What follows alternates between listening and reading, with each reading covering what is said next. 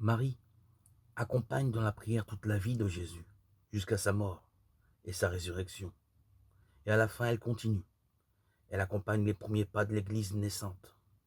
Acte 1, 14. Marie prie avec les disciples qui ont vécu le scandale de la croix. Elle prie avec Pierre qui a cédé à la peur et a pleuré de remords. Marie est là, présente, avec les disciples, parmi les hommes et les femmes que son Fils a appelés pour former sa communauté, son assemblée, l'assemblée de Dieu. Marie ne joue pas le rôle d'un prêtre parmi eux, non, non. Elle est la mère de Jésus qui prie avec eux, en communauté comme un membre de la communauté. Elle prie avec eux et elle prie pour eux. Et à nouveau, sa prière anticipe l'avenir qui est sur le point de s'accomplir par l'œuvre de l'Esprit Saint. Elle est devenue mère de Dieu et par l'œuvre de l'Esprit Saint. Elle prie le Seigneur.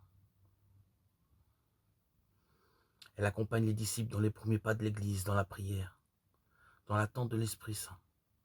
En silence, toujours en silence. La prière de Marie est silencieuse.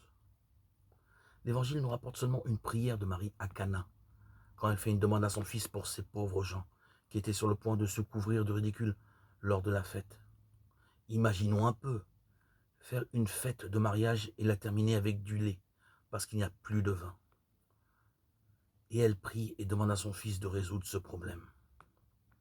La présence de Marie est en elle-même une prière. Et sa présence parmi les disciples au Cénacle, en attendant l'Esprit Saint, est en prière. Dans la foi de son humble servante, le don de Dieu, c'est-à-dire l'Esprit Saint, trouve l'accueil qu'il attendait depuis le commencement des temps.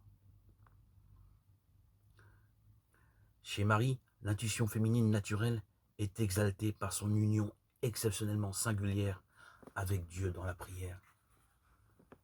C'est pourquoi en lisant l'Évangile, nous remarquons qu'elle semble quelquefois disparaître, pour ensuite réaffleurer au moment cruciaux. Marie est ouverte à la voix de Dieu qui guide son cœur, qui guide ses pas là où sa présence est nécessaire. Une présence silencieuse de mère et de disciples.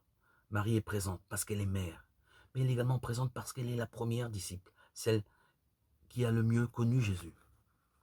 Marie ne dit jamais « Venez, je vais résoudre les choses », mais elle dit « Faites ce qu'il vous dira », toujours en désignant Jésus. Cette attitude est typique du disciple. Elle est la première disciple, elle prie comme mère, elle prie comme disciple.